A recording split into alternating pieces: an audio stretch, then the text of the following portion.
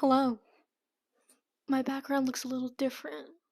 A little better, I would say, than before. That's because I have an apartment. College is crazy. College is so crazy. For this video, I'm going to be telling you about the CW. Everyone probably loves the CW, or at least a CW show. And if you don't know what the CW is, I'll assume that you've lived under a rock for like the past couple decades or something. Like, what's going on? What's going on?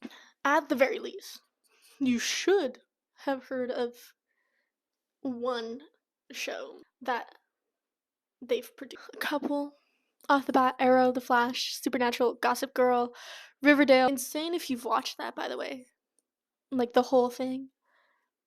And The Vampire Diaries are just a few shows that have aired on the network. Throughout this video, I will be recounting a bit of the history of the CW, providing some introspection, especially because, like, the CW is not really the CW anymore, if you know what I mean. This network is wild. There's a lot of shit that goes on in there.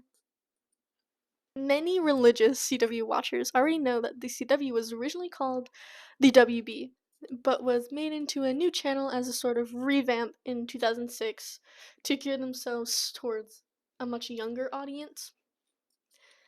It's a little funny to think about how Supernatural actually predates the making of the CW network slash channel. To celebrate the new network, the CW did not premiere with new shows, but instead reran some recent season finales, including, but not limited to, the 6th season finale of Gilmore Girls and the 10th season of 7th Heaven. If you don't know what 7th Heaven is, I don't blame you. You're probably in my age demographic. 7th Heaven is a family drama that follows Reverend Eric Camden, a Protestant minister living in the fictional town of Glen Oak, California, and his wife Annie as they deal with the drama of raising 7 children ranging in age from babies to adults with families of their own. Now that just sounds like something a middle-aged person would watch. I don't know about you. 7th Heaven was the longest running show in WB history, starting its run from 1996 and ending in 2007 on the CW. Now, the longest running CW show is Riverdale. Because of the WGA strikes in 2007 and 2008,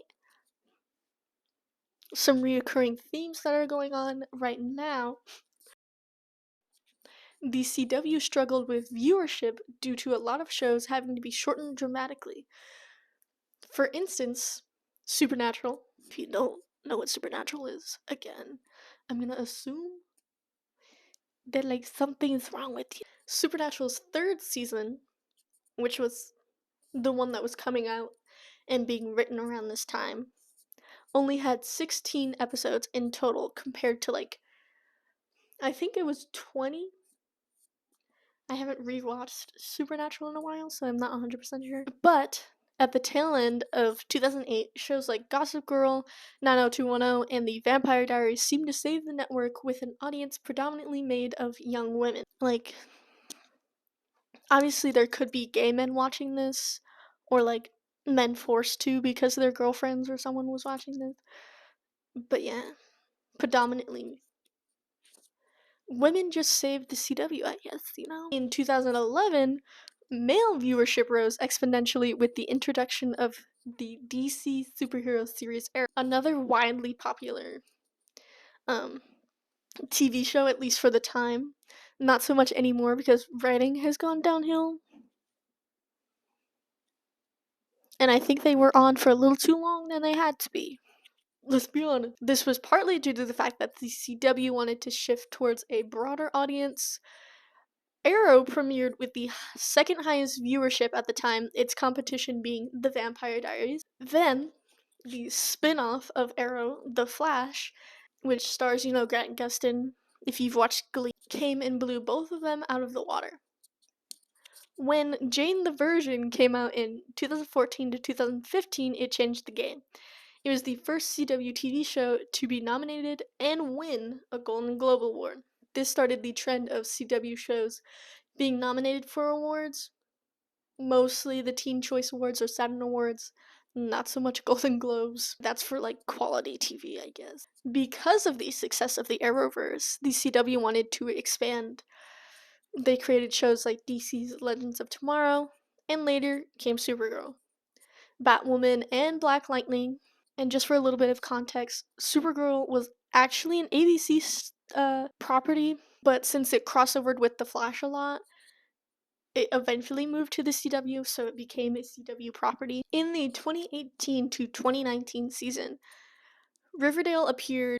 A mistake, really. Also, during this season, the CW started to turn towards more like reboots and spin offs of previous shows that were on, which kind of started the trend of the CW going downhill and being like the meme that it is today. These spin offs and reboots included a Charmed and Roswell reboot, as well as a spin off from the CW's originals called Legacy, which I have honestly never heard of anyone watching either of those. Like, most of the time, it's just like Vampire Diaries or vampire stuff in general. At this point, the CW did not get a renewed Netflix deal, so they instead turned to HBO Max for its streaming rights. Which, if you don't know, like, Supernatural, The Flash, Arrow are all on Netflix. But it's like, I guess they won't put any newer seasons on there, and instead will do newer seasons on HBO Max. I'm not 100% sure, because I honestly didn't research that much. Like, I looked at a few articles, and then I was like, bye. In the 2019-2020 season, it was announced Supernatural would be ending its 15-year run, making it the end of an era for some. Of course, this, like, ending was very much delayed because of the pandemic, making it kind of an unintentional 16-year run. As of 2022, the CW went bankrupt and its parent company, Warner Media and Viacom CBS, wanted to sell it. Eventually, they did, to a company called Nexstar. This is also where we see a lot of shows being canceled, discontinued, or like being told that they only have one last season. In total, they discontinued about 10 shows, including some that only had one season to begin with. These cancellations affected many beloved shows like Batwoman, which was only on, I think, for one season or two seasons because Ruby Rose was like, fuck this shit, I'm out. So they had to hire another person. Charmed, Dynasty, which I didn't really research anything about Dynasty, but I'm pretty sure that's the one with Elizabeth Gillies in it. Elizabeth Gillies plays Jade in Victorious. In the Dark, Legends of Tomorrow. I love that show. I really did love that show. I didn't watch any of the recent stuff, but at the beginning I was like, yes, this is it. This is for me. Roswell, New Mexico. You could probably guess what that's about. Aliens. Legacies. Stargirl, which is a DC property, but it was also in the Arrowverse. Mostly Legends of Tomorrow, because that was like time travel stuff. And then, of course, The Flash. Thank God Arrow ended before like they had to cancel Arrow, because I feel like the finale would have been worse than it already was. I personally find it funny that while researching for this video, apparently the majority of CW's younger audience comes from streaming platforms, while like the people who watch CW live, like channels and stuff like that, has an average age of 58 years old, which is obviously not their target demographic, but it's like, my roommate came back. Now, in 2023, the CW seems to be a barren wasteland. There's like nothing. There's nothing. Some of the newer TV shows that were meant to be continued, slash, like, were made, like after I think Nexstar bought CW, not 100% sure. They have been canceled as well.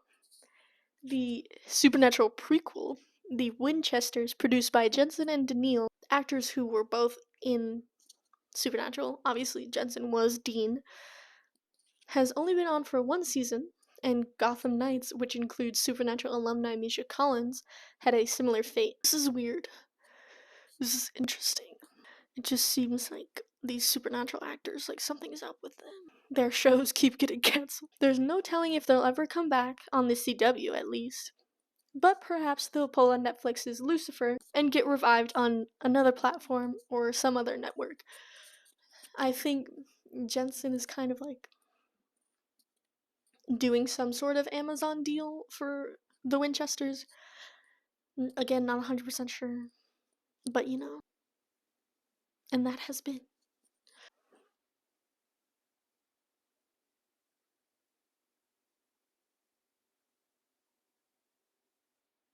It's been a while since I first filmed this video, so you know, I look pretty different.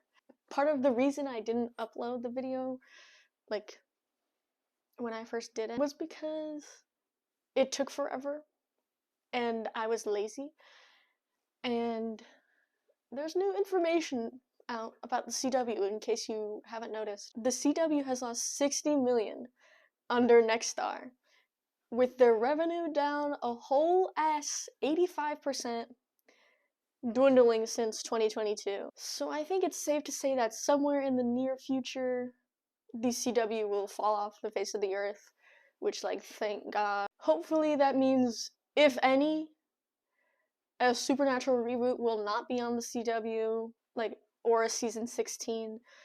I really hope it gets picked up by, like, a streaming service of some kind. Like, Amazon Prime is usually really good with, like, production of their TV shows, if The Boys is anything to go on. I know a lot of fans would prefer HBO just because HBO Supernatural has become sort of like a fanon kind of thing that people think about a lot. Speaking of which,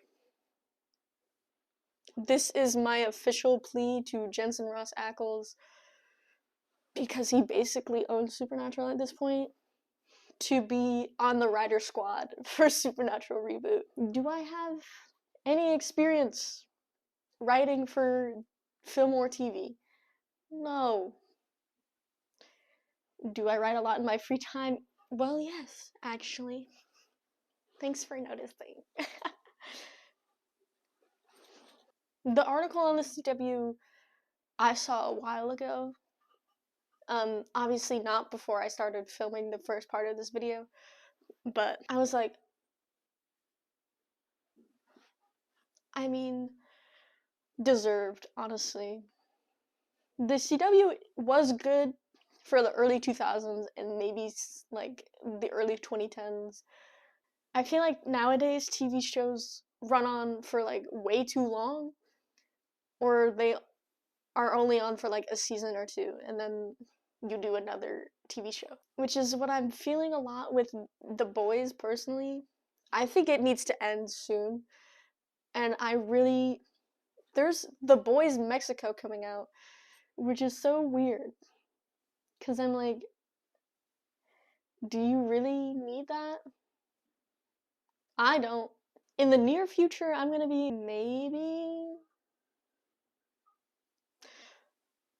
making a video specifically about Jensen Ackles and Jensen Ackles only, because he is personally my favorite actor, and I don't know, I don't see that many like video essays, not just like about him, but like Supernatural video essays in general, which is weird because the show has been on for 15 seasons. There might be a 16th coming up. There's a prequel now that Jensen himself created, and there's been talks about maybe spin-offs with the Wayward Sisters, like Donna, Jody, all the female characters pretty much in Supernatural. And I don't know, I feel like there should be. Not the spin-offs.